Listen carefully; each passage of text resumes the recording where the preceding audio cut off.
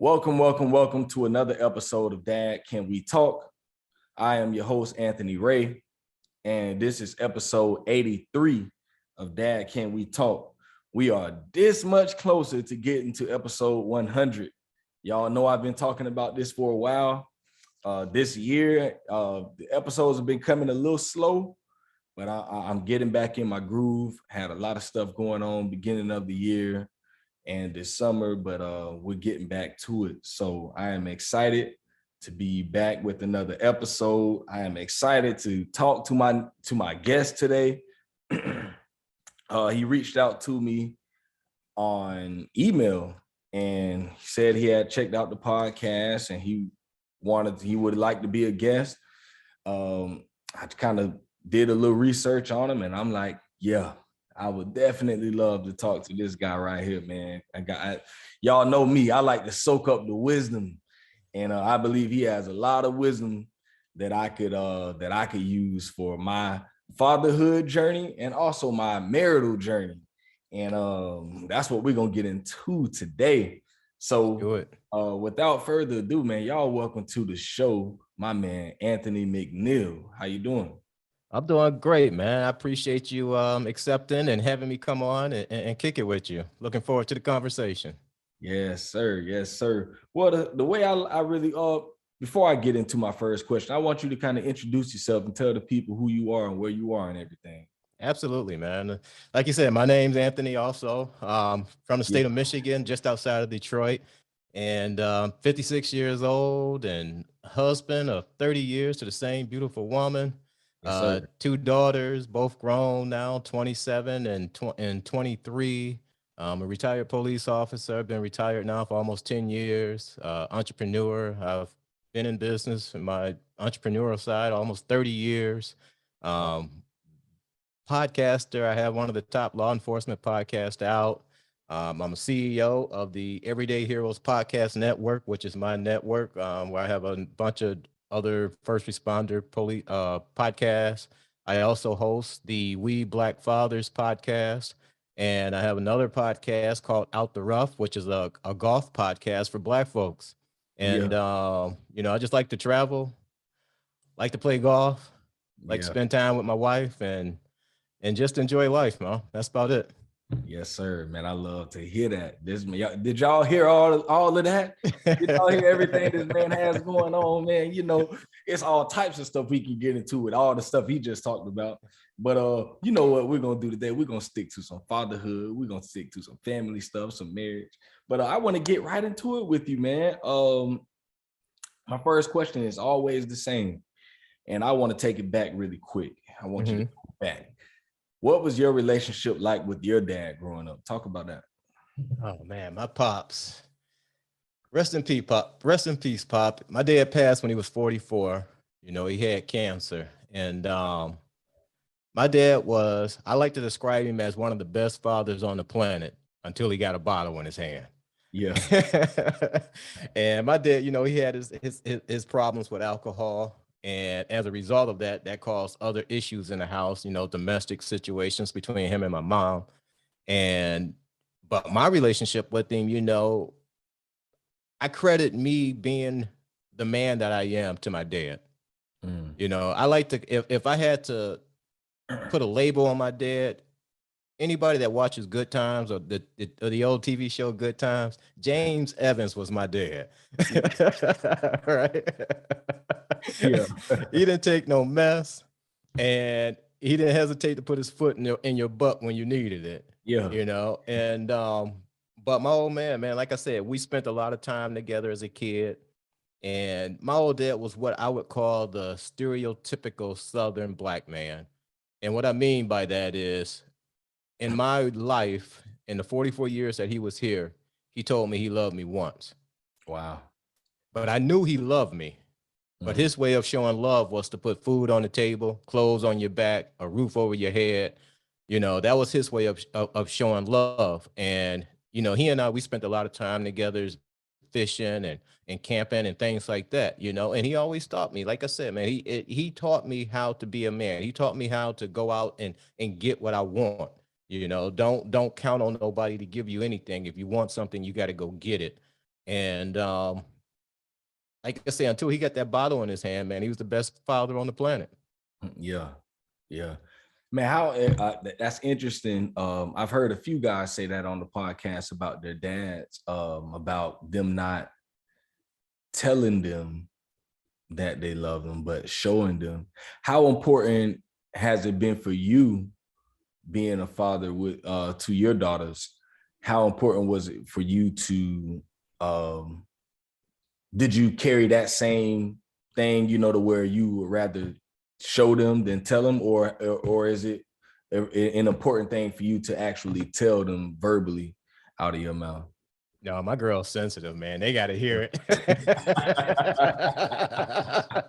Yeah.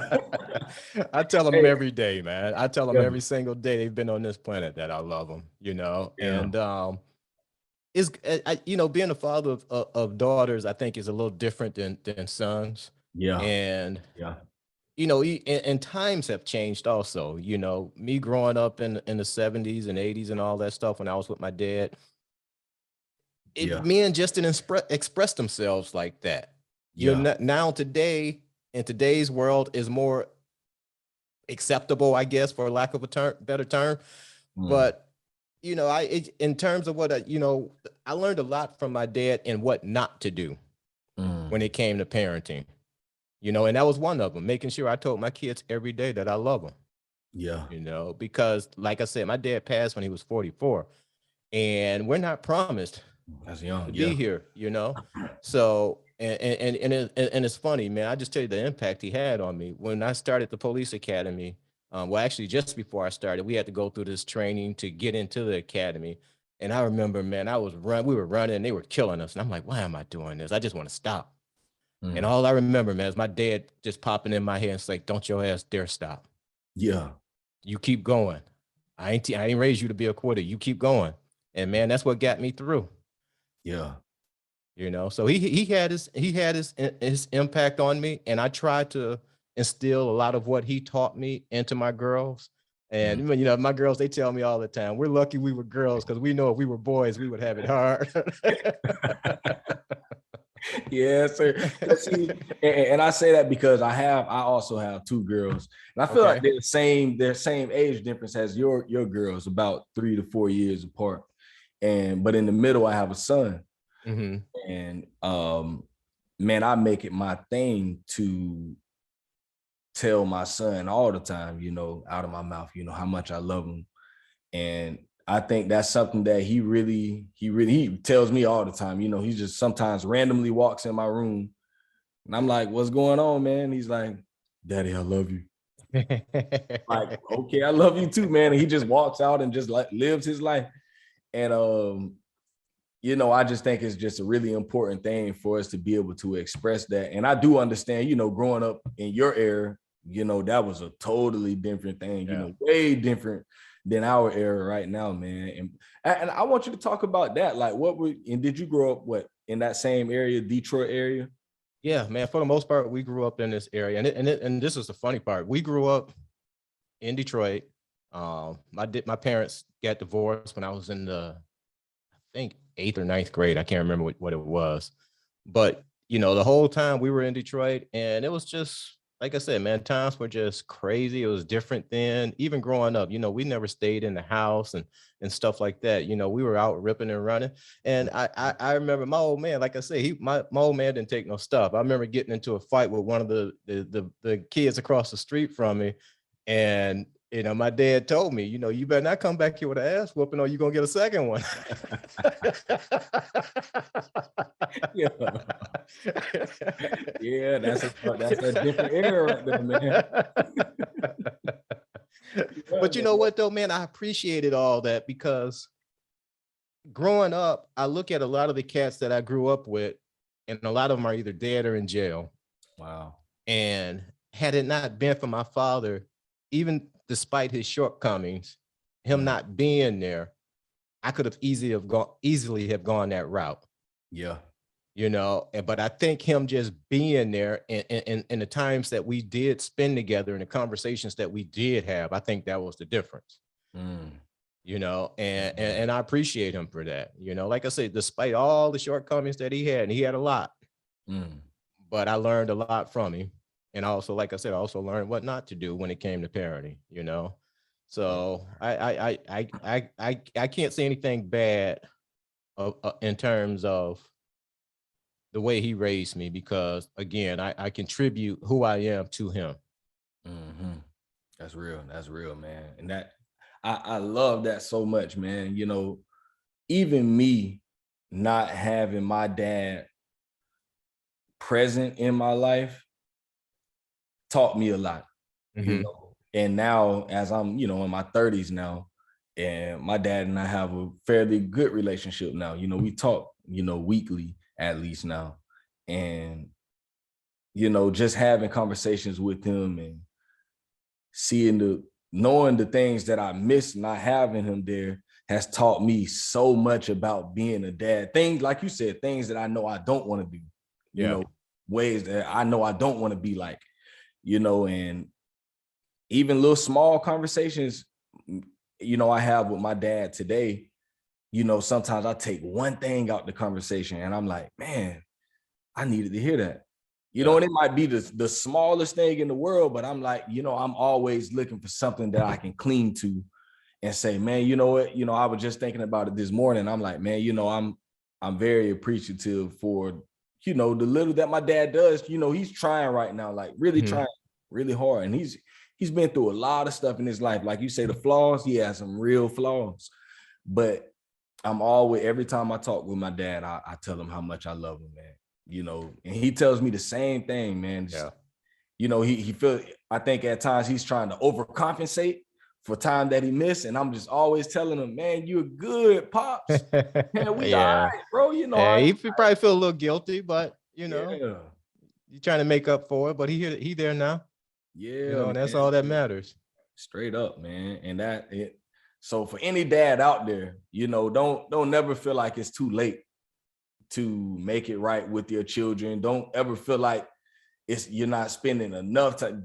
Put some whatever time you can give, you know, because one thing kids will always remember is the time. Yeah. A lot of times, like I don't really remember a lot of things that I received growing up. You know, Mm-hmm. I just remember the times. Even when it comes to my mom, I just remember times that we had, you know, memories that, you know, she did something with me. I remember everything she said to me. Yeah.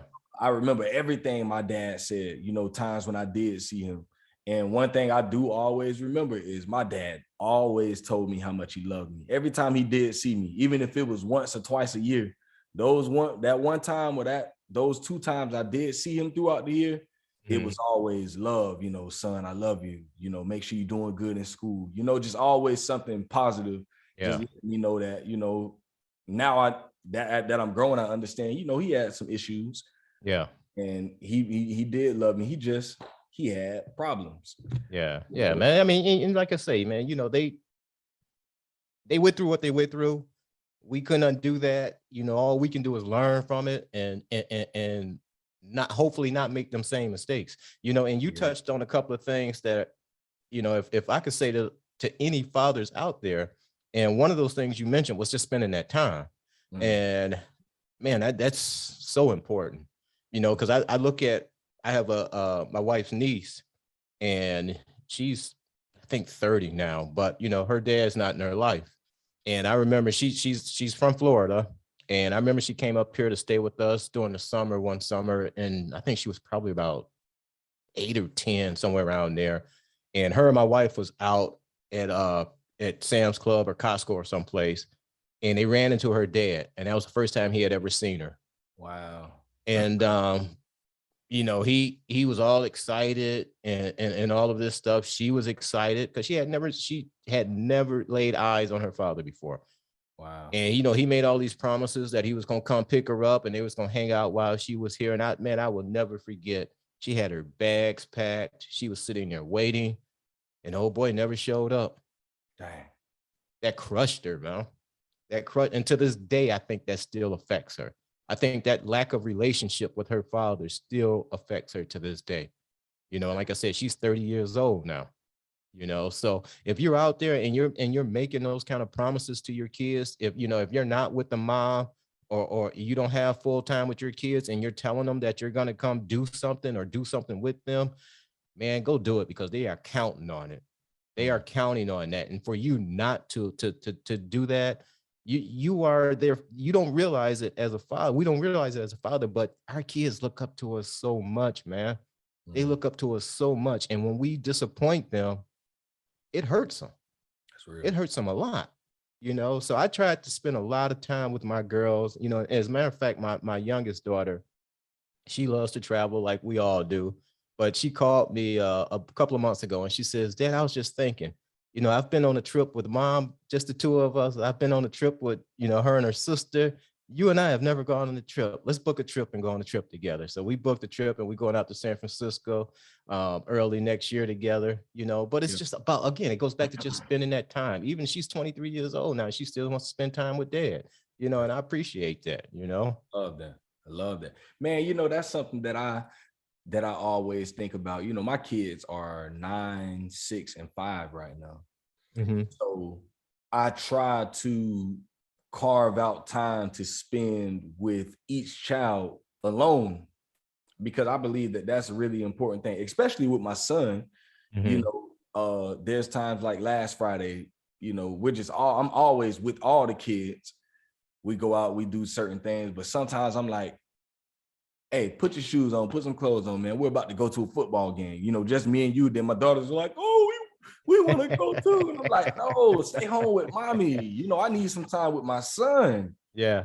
And, at times, they get all in their feelings about that and get upset. But I'm just like, I have to have that time with my son where it's just me and him. Yeah. Where we can ride in the car and I can talk with him and he will talk my ear off. And I love it.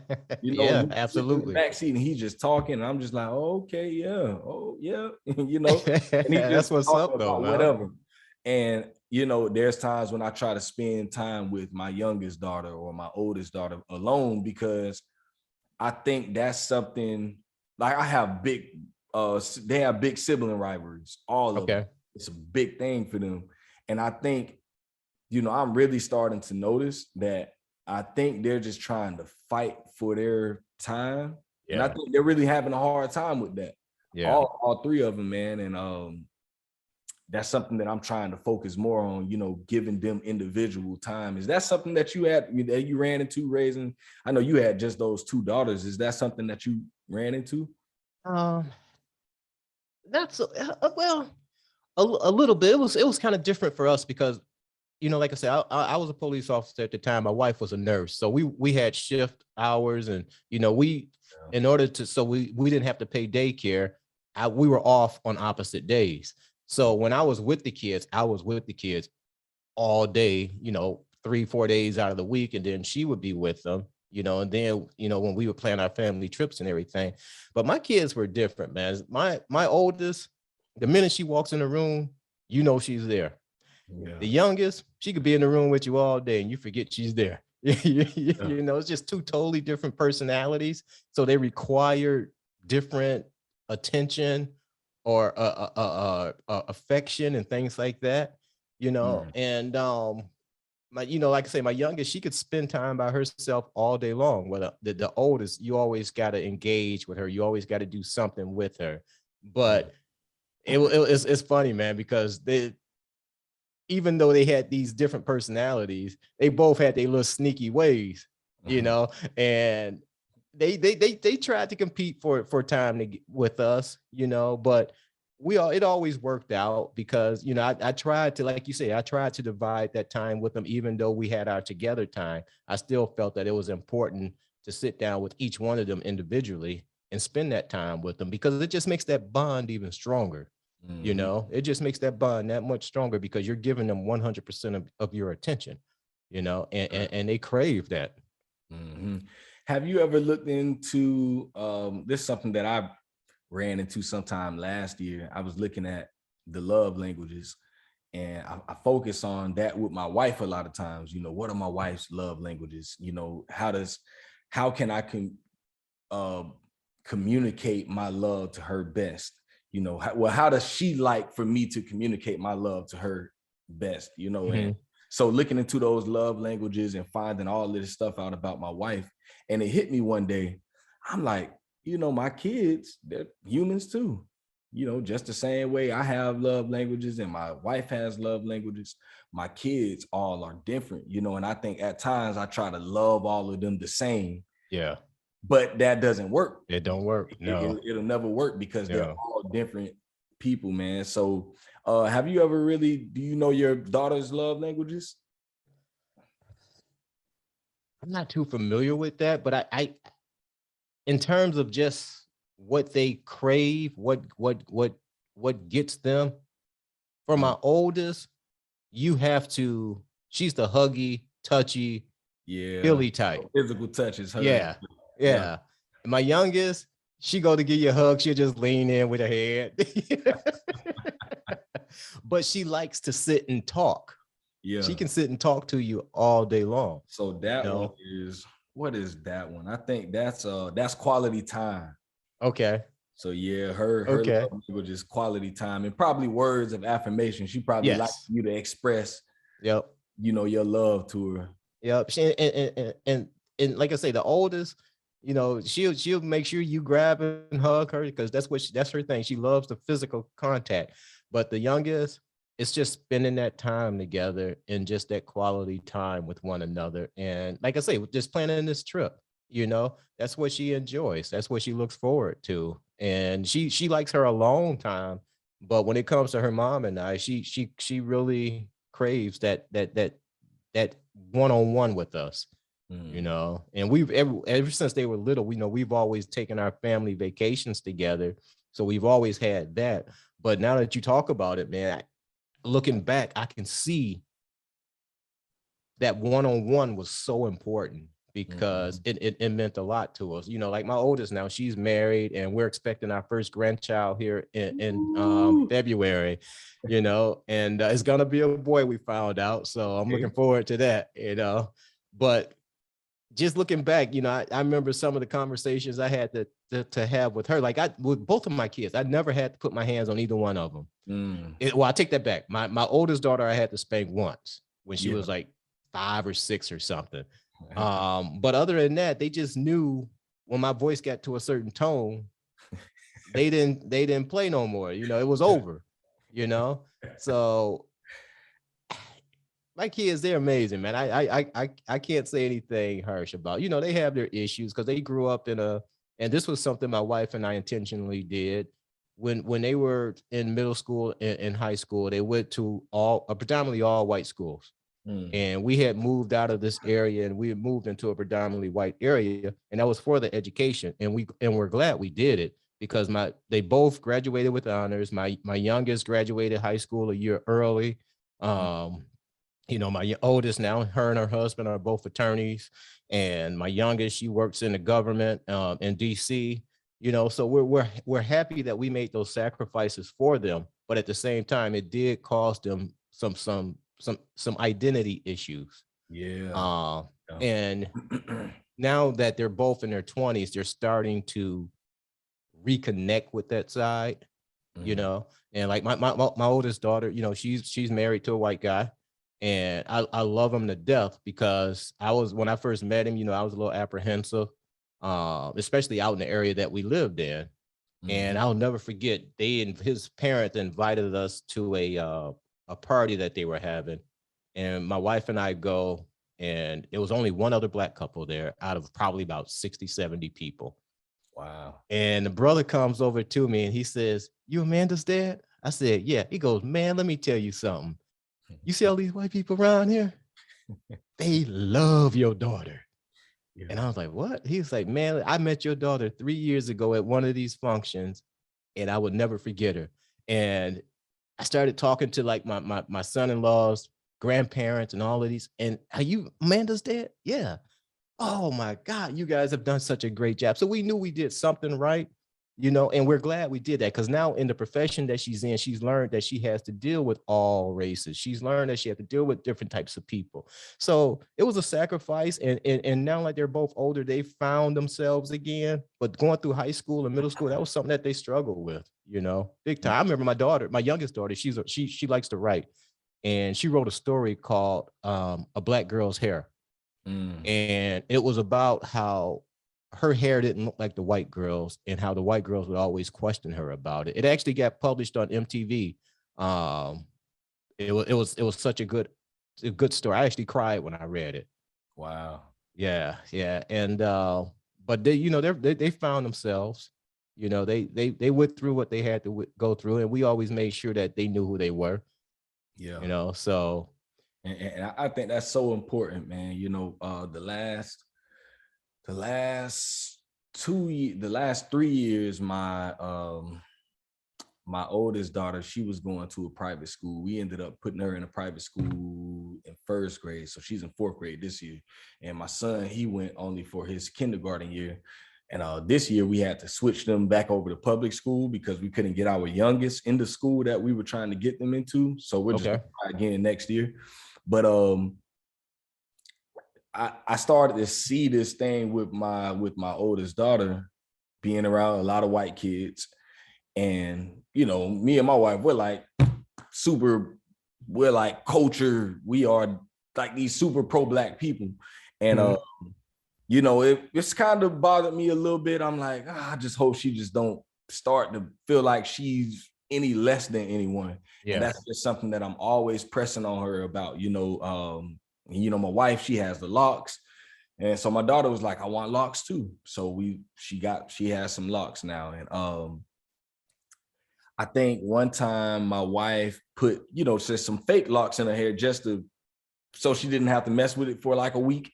Mm-hmm. And so one day when she was about to take the locks out, my daughter she starts panicking, like, oh no, people are gonna say this and say that.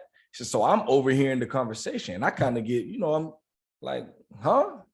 Yeah. Who's gonna get mad? Who's gonna say what? Did someone say something? And so I'm kind of getting mad. So she's like, no, that is not dad. I'm like, come on, man. If we gonna talk about it, let's talk about it, because there's someone at school that's picking at you or making you feel like you're any less. Because I'm like, it don't make sense. Mommy's gonna take this hair out and you have the same hair up under it. It's just your real hair. So I don't understand the panic. And she was just, she ended up sitting down talking with me, and she was just like, she just was just a little scared about what people might think. And I had this whole talk with her about how beautiful she is in her own skin. Yeah. With her own hair. And yes, she doesn't look like other people at her school. And she reassured me that no one ever said anything.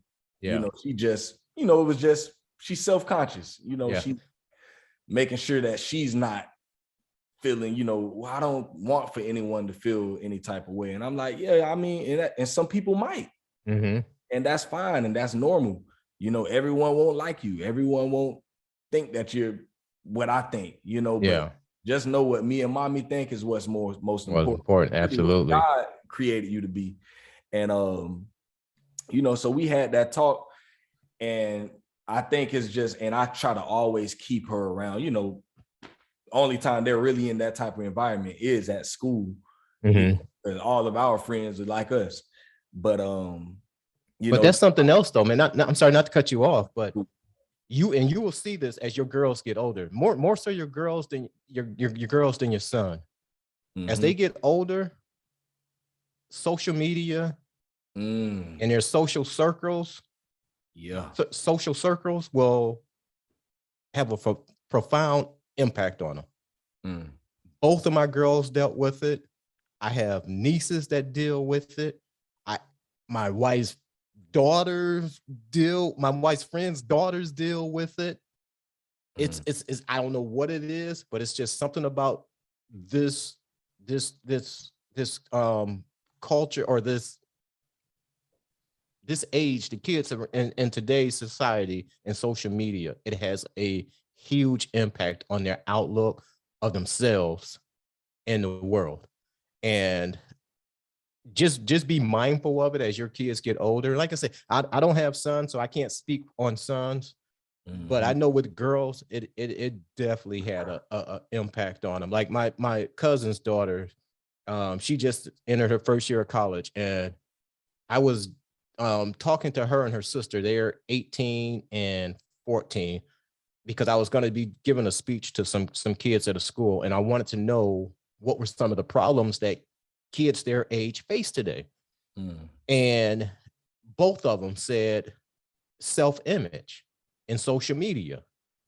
And they were just talking about how big it is because girls look down on them if you don't look a certain way, or if you don't look like this, or you don't look like that, or so that's just something to be mindful of, and for fathers that, sometimes, we'll kind of blow that off because, it's like, come on, we'll kind of blow it, but it's something that's important to them, and it's something to keep an eye out for, because it at some point it does affect them. How did you and your wife deal with social media with your kids growing up? My youngest daughter, she never was really into social media. She got into Instagram a little bit, but she never was out there. My daughter, she liked taking pictures of butterflies and stuff like that. She's very outdoorsy. Yeah. So she likes doing stuff like that. My oldest, she was on social media. And I don't think it affected her from the stand. And here's the funny thing: even though my youngest daughter wasn't on it, because of the school system that she was in, like she would hear later or see pictures of her groups of white friends at a gathering or something together, and they would post it on social media, and she would want to know why she wasn't invited. It was things like that, and that's how social media affected them. And my oldest daughter, she's always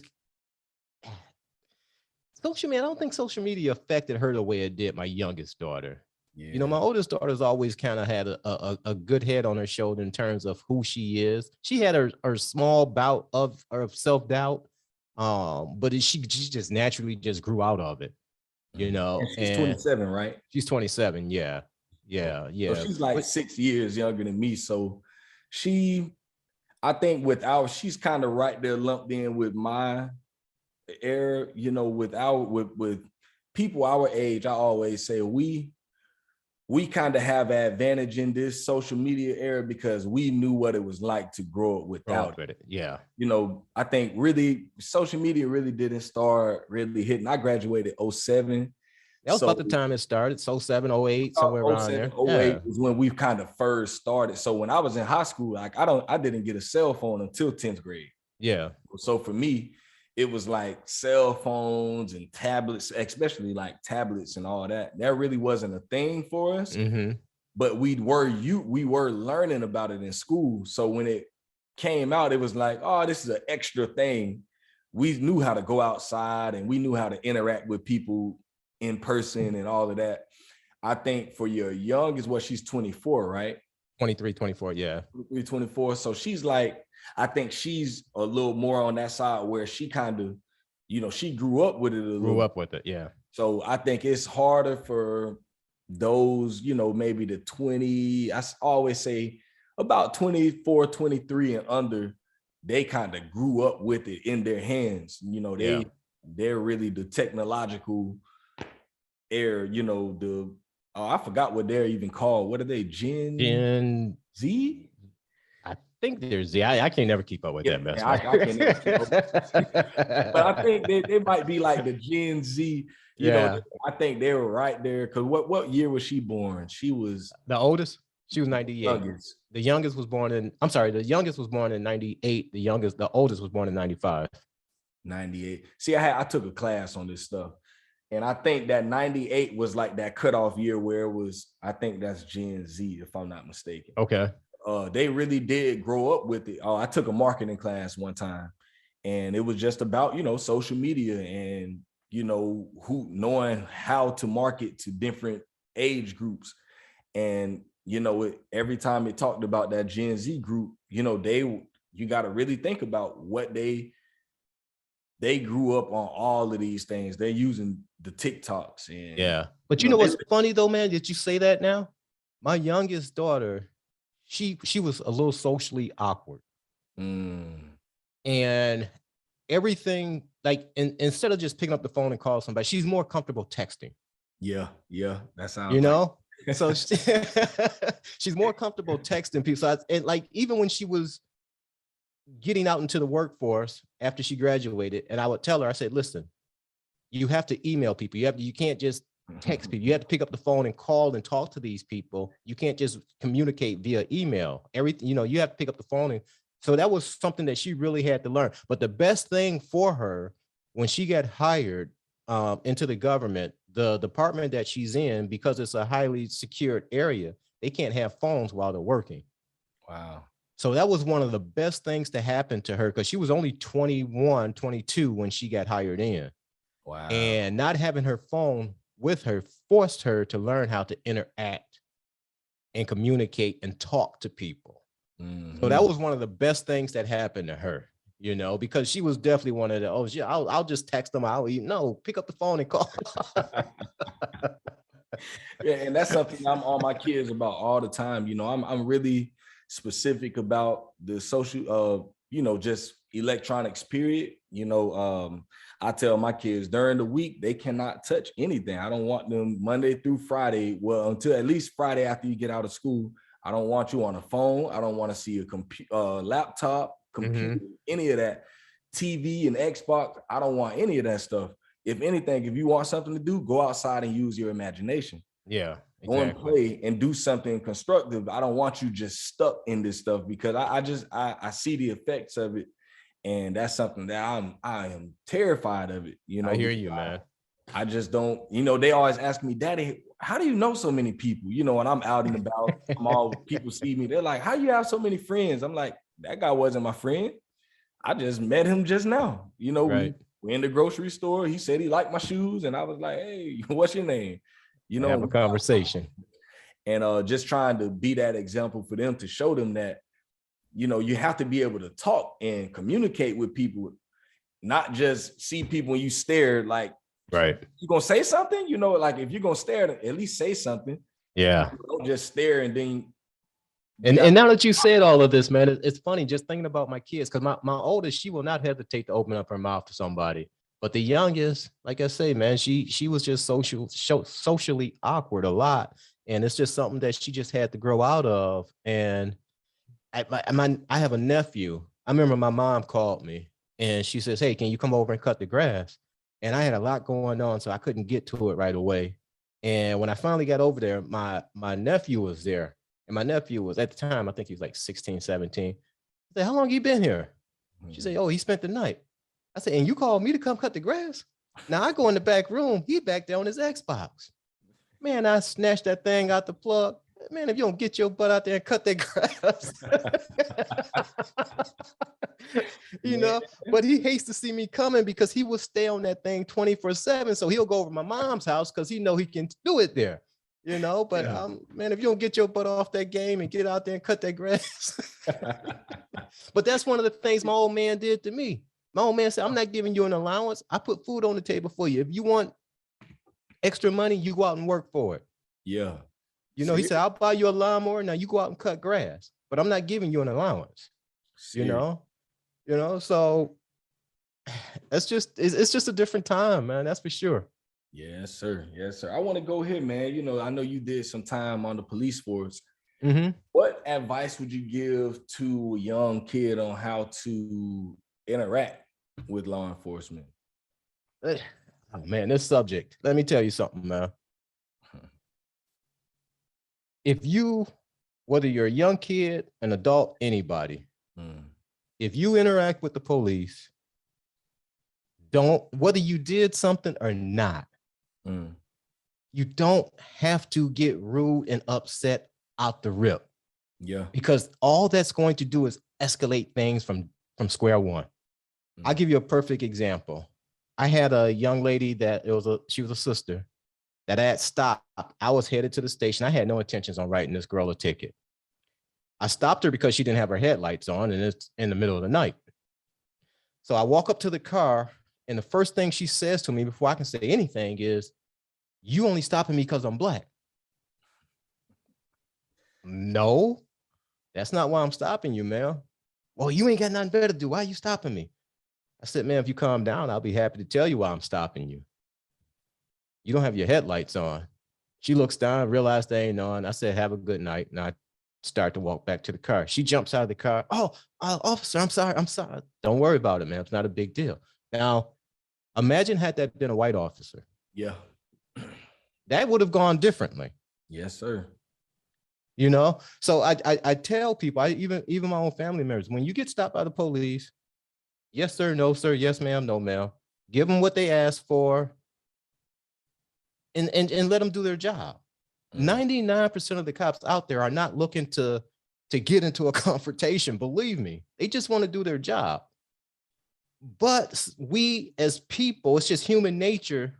When you get stopped or detained, you get upset. But you have to be smart and realize that can escalate into something more.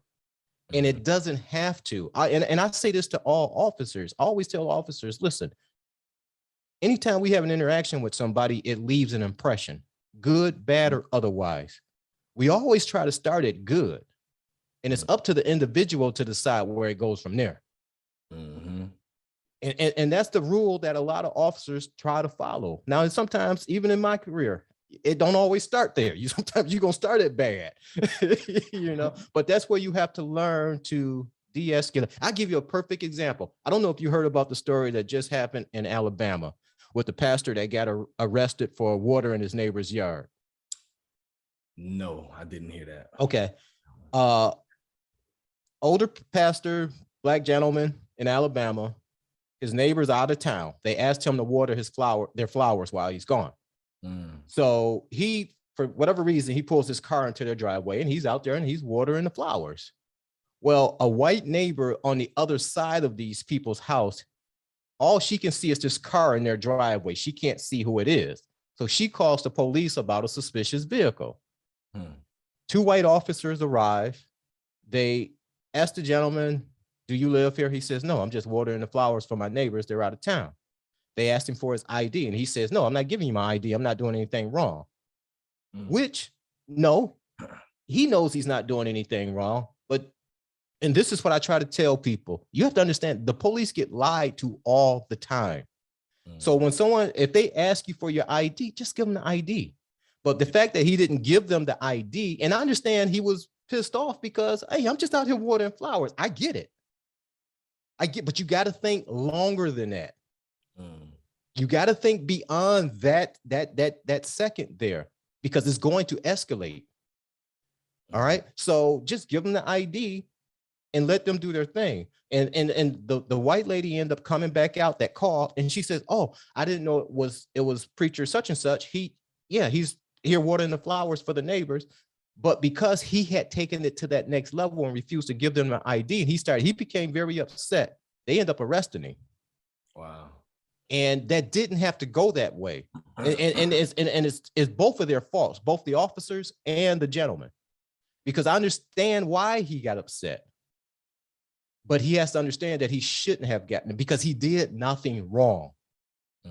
He did absolutely nothing wrong. Let these men do their job and go on about their business. But because of their ego, when he refused to give them their ID, now for once that lady came out and said, oh, he belongs here. I'm sorry, sir. Sorry for the inconvenience, but we got a call. Go ahead, finish watering your flowers. Have a nice day. That's how that should have gone. But instead, it went the opposite way. They end up arresting this guy. Now there's a big lawsuit. All the charges got dropped, obviously, you know, because he was doing nothing wrong. And that's what I try to tell people. If you know you are doing nothing wrong, don't get upset because the police stop you. Don't feel like they're only stopping you because you're Black. I get another example, man. On Facebook, back over the 4th of July holiday, my own family, that side of the family, they're on live on Facebook, and they're in the city that I used to work in. There's about 12 police cars out there. And all I hear is, oh, they just doing this because we Black. They just doing that because this. And I'm looking at the video, and I know this side of the family. Yeah. I'm like, if you look at the video, you know why they there. Yeah. Because y'all do this every single year. Man, they had the streets so covered in trash and fireworks. They had the streets blocked off where people couldn't get, and the neighbors were pissed off and they called. And there's about 25, 30 of them out there doing this. And it looked like a war zone. There was so many fireworks they had set off. Yeah. You know, and in that instance, they were wrong. You know, the police aren't harassing you. They're not there. Somebody called, all your neighbors and called because you out here doing this nonsense. You know, and I don't want to turn this into a police thing, but just remember, y'all, when you out there dealing with the police, 99% of these cats out there just want to do their job and go about their business. And you have to remember that. Now, are there bad cops out there? Absolutely. Are there people that don't need to be on the police force? Absolutely. But that's in every walks of society. But 99% of the cats out there just trying to do their job and go home. I mean, I myself, I was involved in a shooting. You know, I had to shoot somebody. He didn't pass, but I had to shoot. It was a gentleman, young brother. He got into a traffic altercation on the freeway with the family, a black husband and wife, and he shot at him on the freeway. Well, as they exit the freeway, they just happen to pull up to a light, and there's another officer there. And I could hear them in the background because he's trying to call it out on the radio. And it's like, he just shot at us. He just shot at us. Long story short, we end up getting into a pursuit. And I made intentional contact with his car, and his car spun out and went up into the median. And my car veered off and it died right across from his. Well, I can hear, he was behind me. I could hear his engine revving. So I knew he was going to try to ram my car. So I jumped out of the car, and sure enough, here he comes off the median right at me. So I end up drawing, and I end up shooting 3 times. One went through the windshield. And when the first one hit the windshield, he turned to go northbound in the southbound lanes of traffic. And the other 2 went through the door, and it ended up hitting twice in the side. You know, and like I say, he didn't die or anything, but, you know, just stupidity. You just got to think when you're out there in society, man, because a lot of stuff can go wrong real quick, you know, and I didn't go to work that day thinking I was going to shoot somebody. That wasn't my intention. You know, I didn't have those thoughts in my head when I just wanted to go home and make it back to my kids, you know, and that's what a lot of officers out there want to do. But unfortunately, the job that we're in, the job that we have to do, it doesn't always end, you know, that way. You do have to put your hands on people, you know, unfortunately, because ain't nobody gonna just turn around and just put handcuffs on themselves. You know, not everybody. And if I had 10 encounters in a day with you know, and I'm just arrest. If I arrest 10 people in a day, 9 of them with no problem. But it was always that one, you know, and that's the one that makes the news, you know. So I can't say it enough. When you get stopped by the police, I got stopped the other day, as a matter of fact. Just, you know, and I just know, I said, hey, sir, I'm sorry, was I speeding? Yeah, you were speeding. I knew I was speeding. You know, and I said, I'm sorry, but I am carrying, I'm a retired PO, you know, I got my badge and my ID. Yeah, does that get me off? Yeah. But even if I didn't have it, it would have been the same. Sir, I'm sorry, was I speeding? Here's my ID. You know, I apologize. Let him do his thing. If he's gonna write me a ticket, I'm definitely not gonna dispute it right there, because I'm not gonna win. You know, why escalate something that don't need to be escalated? I'll take it to court and fight it in court if I need to. You know, at least that way I know I'm gonna see another day. You know? Yes, sir. And that's why I just try to tell people, you know, I understand people get pissed off when police stop them and all that stuff. But a lot of times, man, cops just out there just doing their job. And just one more story, if I may. I remember we had an armed robbery one night, and it was on the shift before I started. And right when my shift started, it was me and 2 other officers. We decided we were hungry, so we went to this restaurant to get something to eat. And while we're sitting there, these 3 brothers walk in, and we all just look at each other like, I know they didn't just walk through the door. They came, 3 brothers come, they sit at the table right across from us. The restaurant is packed. We get up, we go over, we ask the gentleman to stand up, and everybody in the restaurant, all they see is 3 police officers now asking these 3 young kids to stand up and put their hands behind their back. They don't know what's going on. All of a sudden, why y'all messing with them? Y'all just doing this because they black. Why y'all? No. We go out to the car. There's the gun. There's the property that they had just stole. And they were just stupid enough to just walk in and sit down next to us. But to everybody in the restaurant, it looks like we were just eating. They walked in and we just went over and started harassing them. No, we knew who they were. You know, so and I just say all that again, man. Are there cops out there like George? Well, I'm sorry, what's the dude that in George Floyd's Chauvin or whatever his name? That guy had no business being a cop. Yeah. He had zero business being the police. You know, the incident that just happened in, I think it was Ohio or Arkansas. I can't remember where it was, where the three cops were seen and one cop was banging the guy's head on the ground. I remember posting something on Instagram about that. And I actually had people that tried to defend him. Well, wait till the whole video. There's nothing to defend. This guy was unarmed. Why are you banging his head on the concrete like that? There's nothing to defend there. You know, nothing at all. And, you know, when I was on the job, I always tried to pride myself in living by that what I just told you, that standard. Every interaction leaves an impression. And there was a very prominent pastor in our city.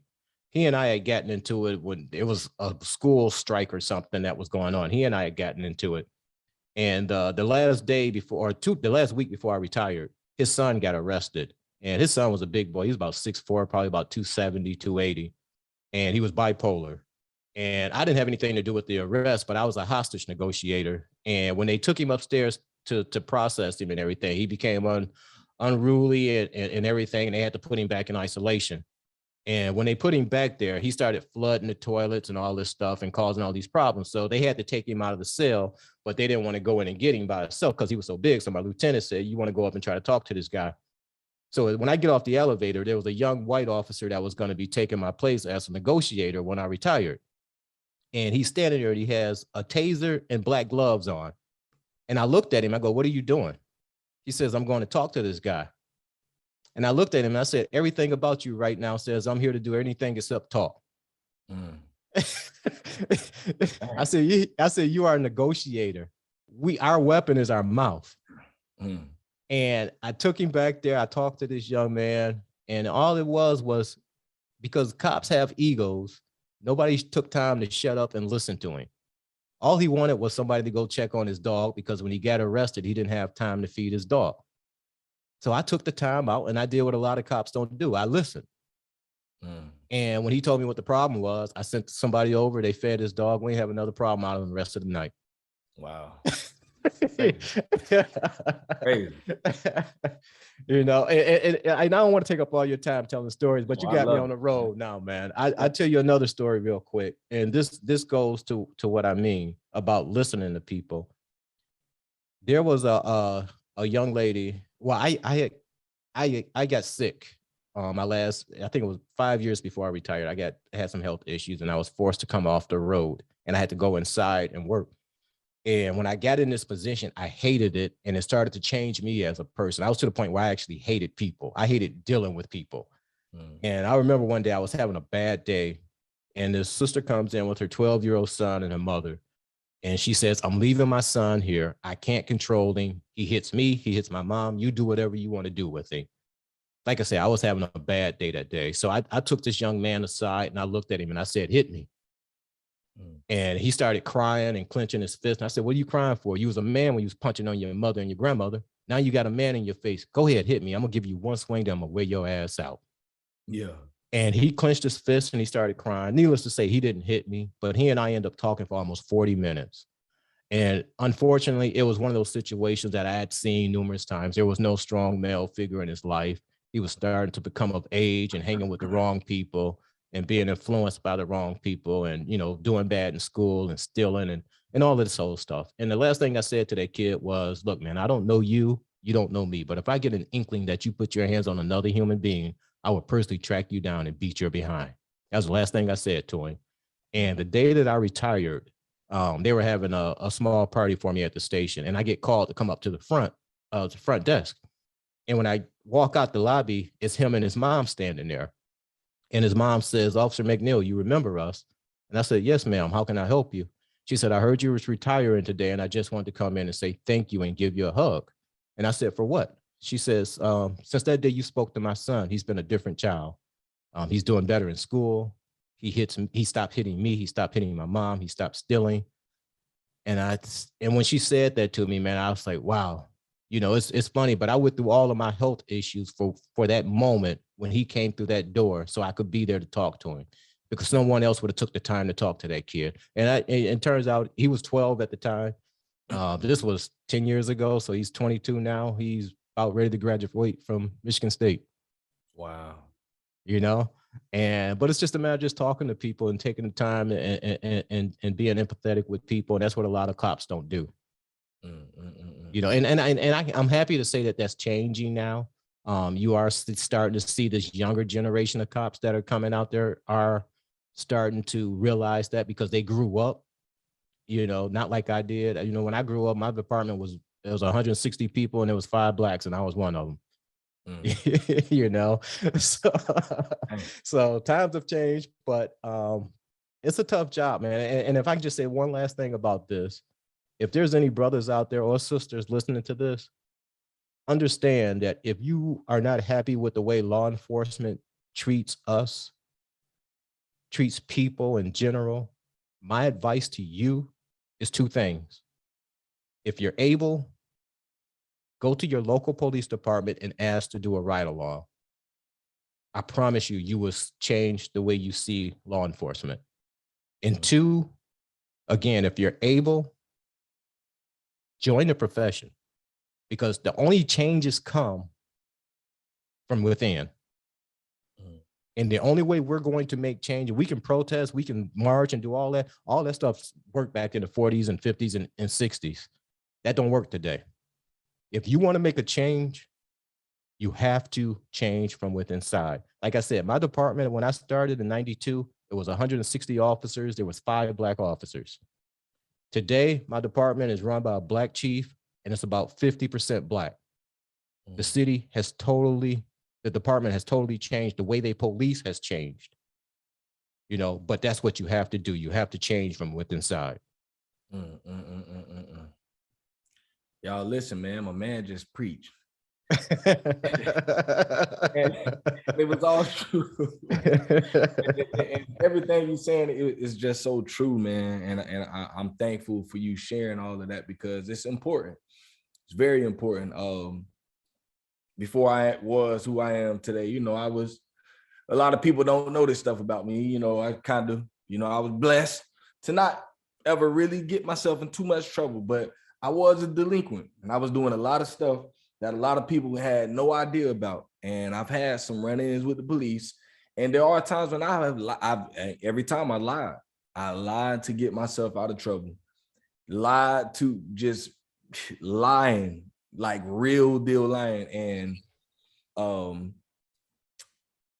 I have some friends that I used to hang out with, who continue to do some of that same stuff, man. And a few of them, they're in prison now. One of them is dead. And I think about him every day. Every day I think about him. And I think about those interactions we had with those cops those times, man. And I remember this one time, we were stealing and we ended up getting caught in the store. The cops came and they questioned us. It was 3 of us and just one, like you said. Now, me and my other friend, we were cool and calm, because we knew that we were doing wrong. It's like, man, we ain't got no reason to be acting crazy. We should be very calm, because we knew we were doing wrong. But we had that one friend who's just, man, y'all crackers this, you crackers that. I'm like, bruh, come on, man, you finna get us in trouble. Yeah. Because I mean, like I said, we were lying, and I feel like they knew we were lying, but they were just like kind of going along with it.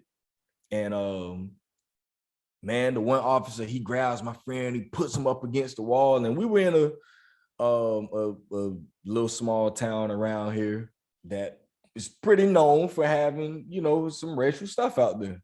And I'm like, bro, we are in the wrong place for you to be doing this. So, I'm trying to get my friend to calm down. I'm like, bro, you are tripping. Shut up, man. Yeah. They went and they put him in the car. They came back inside. They talked with me and my other friend. We talked, and they were just kind of like, hey, listen, man, we don't want to see y'all around here no more. Like, seriously. And we're going to go back outside. We're going to check on your friend. They go and take him out the car again. He's still just running his mouth. You crack it. He's asking to go to jail. Come on, man. You finna boy, we finna get in trouble. And and I was so mad with him, and they ended up letting us go. And when we left, I'm like, bro, we in the wrong. What we just were doing.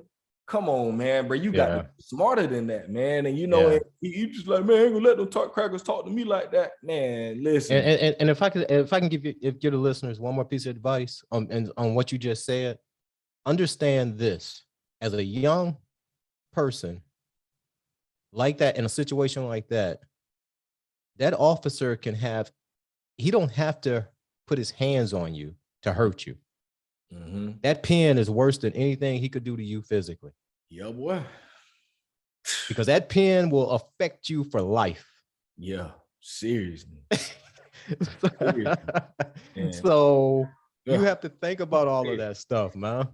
Crazy, man. So it's like, I just remember all my interactions and knowing the stuff that I used to do. And I got stopped a lot of times. And, I always knew that, I've always talked with my friends and I tell them, hey, listen, when we get stopped, if we ever get stopped, this is what we're going to say. This is what we're going to do. Man, just always be respectful. And I feel like just us being respectful always got us out of the trouble. Yeah. So now I know I don't do anything like that anymore.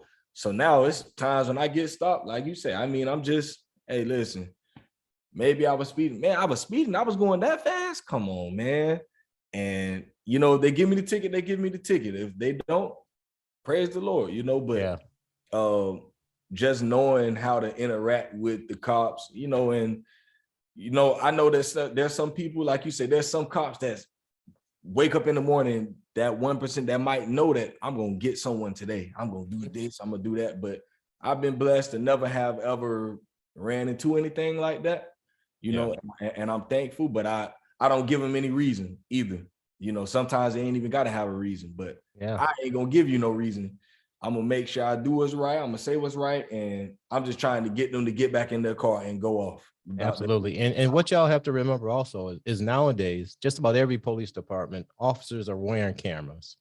So your actions are getting recorded. All right. So I just understand that you can pull your cell phone out, and the cell phone video, they only going to show what the officers did. But the officers have a video of everything, of that whole interaction. And that's the one that's going to count, because when it goes to court, that's what they're going to play.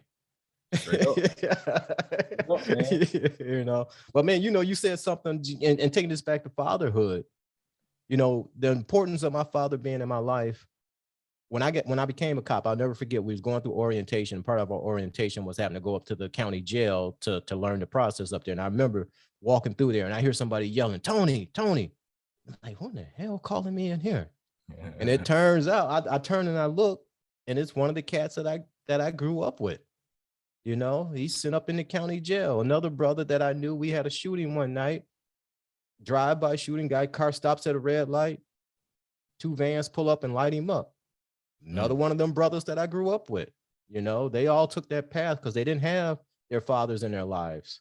They all took that path, to sell dope and run the streets, and it caught up to them. Luckily, I think out of probably the 5 or 6 of us, I was the only one whose father was in his life. Wow. And all those other brothers are now dead or in jail. Man, that's wild, man. Yeah.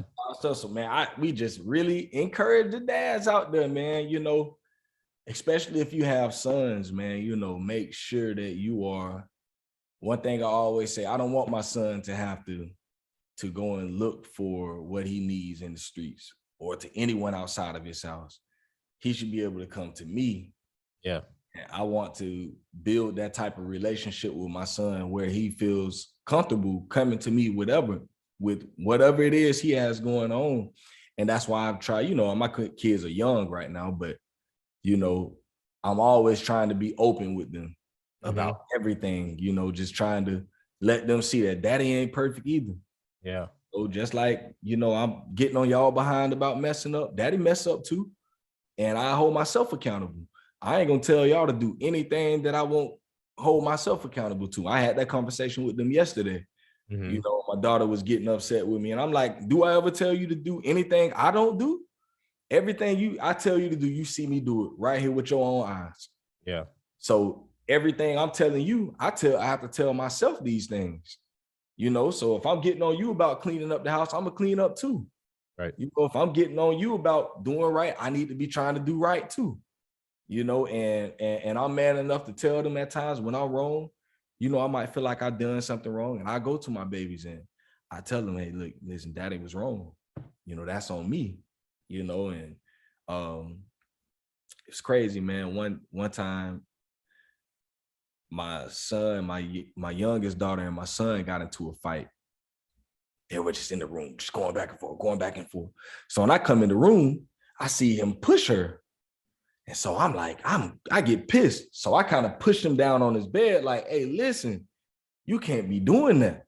Yeah. And I felt like I pushed him. I was a little too rough on him. Like I was very rough with it.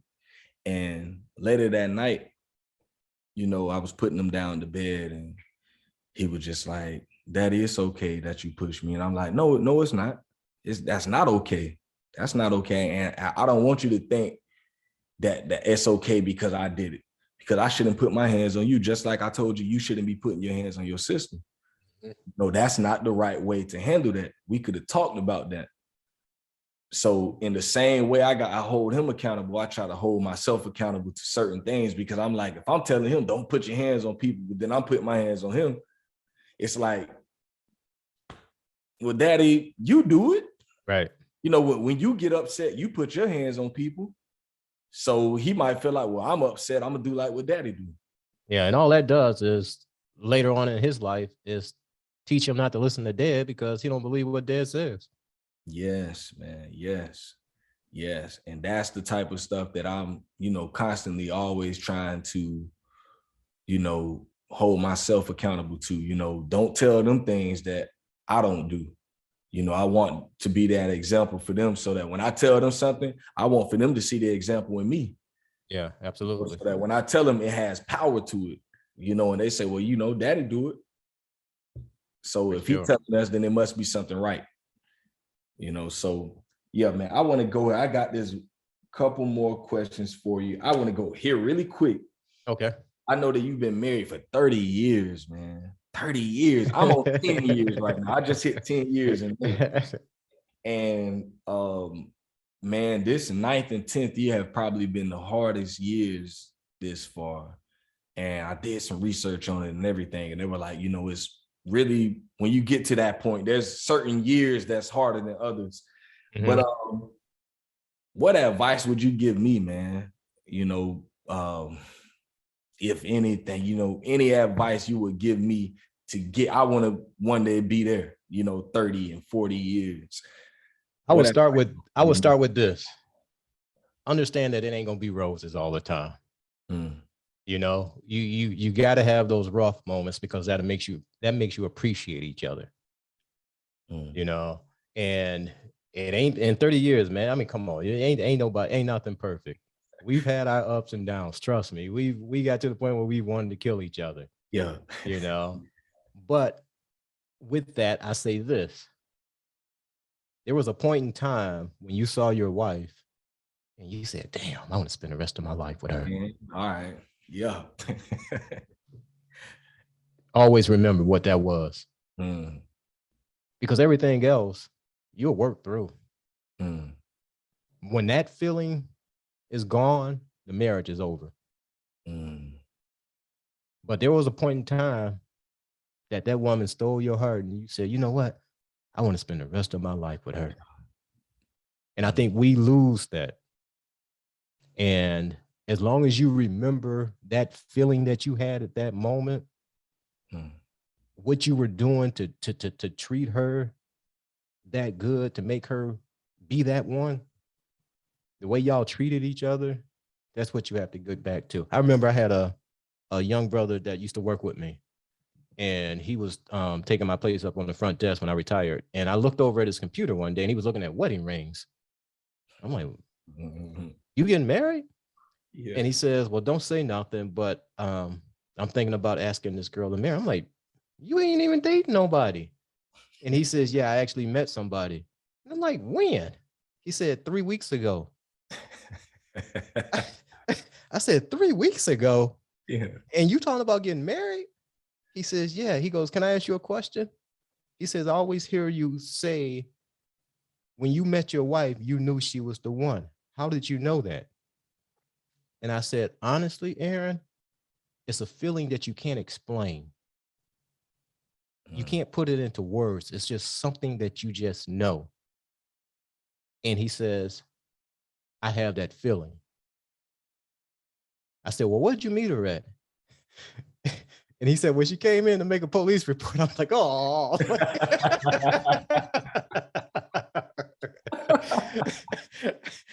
I said, okay, hold on now. Was she the victim, a witness, the suspect? And he says, "No, she was a victim, and something was stolen." I said, okay. Yeah. So we end up talking, and I told him, I said, "Man, listen, you can't put it into words. I know it's only been 3 weeks, but if you got that feeling that she the one." And when you and they end up getting married, and they're still married. This going on 12 years now. Wow. Yeah. And he called me about 2 years ago on their anniversary. And because I wished him happy anniversary, and he called me. He says, "Man, I remember what you told me. Don't ever lose that feeling."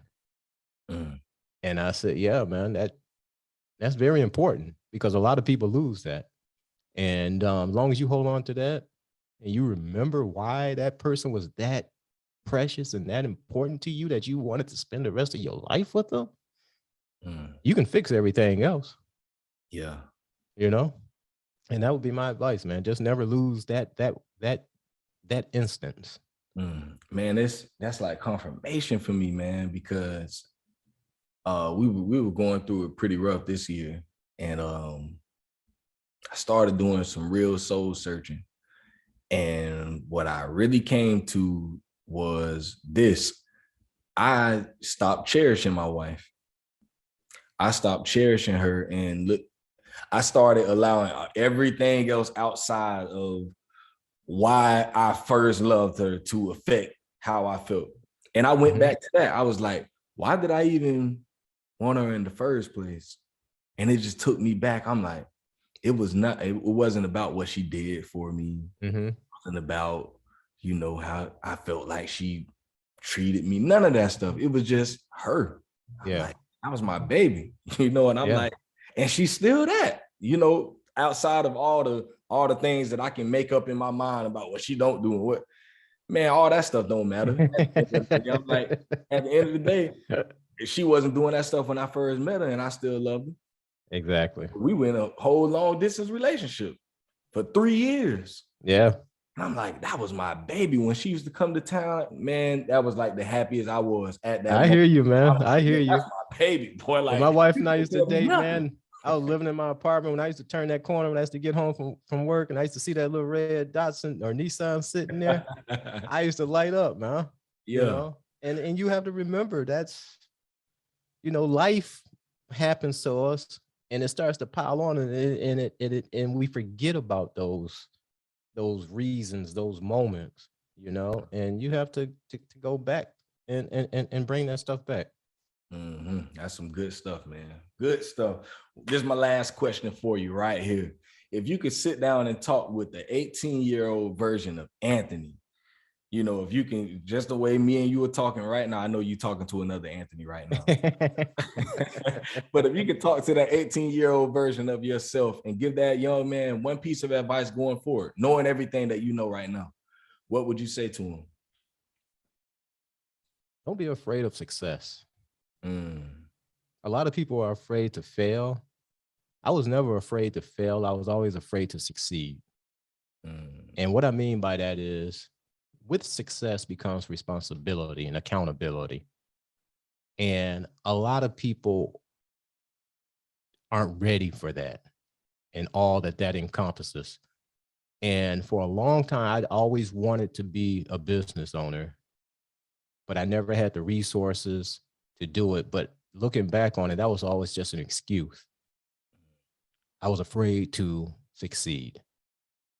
And and it wasn't until I got into my 20s, because I had low self-esteem back when I was a teen and all that stuff. So, you know, all that stuff played a part of it. But until I got out of that and realized that if I'm going to have anything in life, that nobody's going to give it to me, like my old man used to tell me, you got to go get it. And that's what I would say. Don't be afraid to succeed. Don't be afraid to go get it, because nobody's going to give it to you. Same advice my father gave me. Good stuff right there, man. Oh, man, listen, Mr. McNeil, man, it's a blessing right here, man. You know, Thank you, man. I enjoyed this. I always say, you know, this podcast is for everyone else, but mainly it's for me, you know, and I love to hear the stories of people that have more experience than me in certain areas. And I just like to soak this wisdom up, you know, and just hear you've given me a lot that I could, you know, come back to and listen to and really try to implement certain things into my life, you know, and just be a better dad, be a better man, be a better husband. And that's what I'm striving for every day, just to try and be better than yesterday. Absolutely. You gave me a lot of tools, man. So I'm definitely appreciative of you coming on and sharing. Yeah, man. Thank you. I really enjoyed this conversation. It was a lot of fun. And, you know, to the listener out there, I hope, you know, that I said something that helps you, you know, and, you know, if any of your listeners out there want to continue, you know, don't feel free, hit me up on Instagram or Facebook or something. And, you know, let's talk. Oh yeah. Tell them where they can find you on all your social media pages. Yeah, man. Everything you can find me at We Black Fathers, Instagram, Facebook, Twitter. I'm on Twitter, but I'm not on Twitter. You like Or you can just go to my website, We Black Fathers, and you can find me on there. You know, We Black Fathers is a podcast that I started a few months ago, and I started it because I was tired of the way that Black fathers and Black men in general were being portrayed, not only in the media, you know, but and I can't remember the commercial I was watching. And every time I say this, it sounds bad, but please don't anyone take this offensively. But I remember seeing this commercial. It was some medicine commercial, and they had two Black guys, a white gentleman, and I think two white women in it. And every time I see this commercial or a commercial like it, the Black men were always gay. Yeah. The white man was always doing something, quote, masculine. And I'm like, why is that always the case? You know, and nothing against anyone that's gay or anything like that. I just feel like there needs to be a balance, because there is another side to that. Don't just always show that. There are gay Black people, of course, but there was also masculine, old school men out there. You know, show that too. There are also fathers out there who take care of their kids and are with their wives. Show that too. Yeah. You know, and I just got tired of not seeing that. So I just wanted to do something just to tell the stories of Black fathers that are out there and part of their kids' lives and the struggles that they've gone through. And, you know, it's not just a podcast, but it's also an online community that I've started. And we're now in the process of getting the paperwork together to start a foundation to help younger fathers who are struggling financially, emotionally, and, you know, just need whatever assistance that they need. So I'm trying to make it a whole movement, man. I want it to be more than just a podcast, you know. So, but anybody that wants to reach out to me, just find me at weblackfathers.com. Yes, sir. I love that, man. I love that. I would definitely be sending some traffic your way, man, because we need more of this.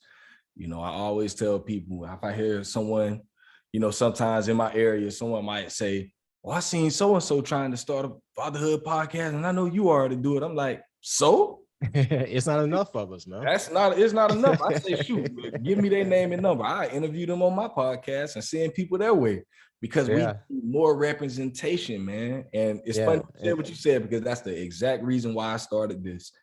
Because I felt like I just got tired of it. You know, people acting like, you know, black dads are just, every time people see me, especially being a young black dad, in this time, people would see me with my kids in the grocery store and say, hey, you got the kids for the weekend.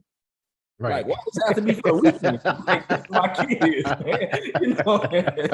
You know? Right. Like, huh? No, man, this every day.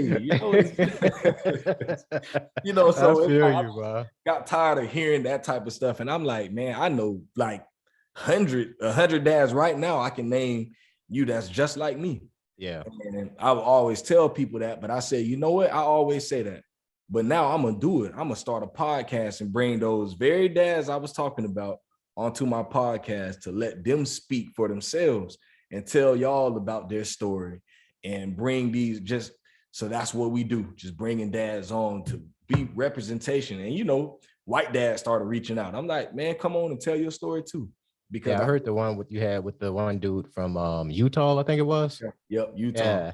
Yeah, and it's like, I feel like dads in general, you know, they always make us seem so goofy, like on cartoons. It's like the mom goes to the grocery store and then the dad, she's like, hey, I'll be back. And when she leaves, the dad allows the kids to burn the house down. Right. It's like, why do you always got to portray us like we're just inadequate to take care of our house? You know, like absolutely. That's not us, man. So absolutely. Yeah. Well, I'm gonna put you on the spot right here on your podcast, man. I'm extending the invite right now. Yes, come join me on an episode. So let's do it. Let's do it, man. Let me know your dates that you're available, and we'll work something out. Yeah, I'll send you a link. I got a calendar on there. You can just go on and pick the dates that work for you. So I'll send you the link, and we'll go from there. That sounds good to me. I'm looking forward to it. Absolutely, man. Yes, sir. Well, for all my listeners out there, man, y'all go and find this. You can find this episode and every other episode streaming on the website at www.dadcanwetalk.com. We're also on Facebook, Instagram, Spotify, Apple Podcasts. We're everywhere. You can just go on Google and type in Dad Can We Talk, and most likely we're gonna come up in the first few entries. So if y'all want to connect, let me know. If you got some dads you want to come on here, let me know. And if you want to buy shirts, I still have shirts available. Get in contact with me. We can set something up and I'll make sure you get your shirt. But man, that is it for episode 83 of Dad Can We Talk. Mr. McNeil, man, I appreciate you, and you be blessed out there, man. Likewise, man. Likewise, for sure. All right, it's Dad Can We Talk. We out of here.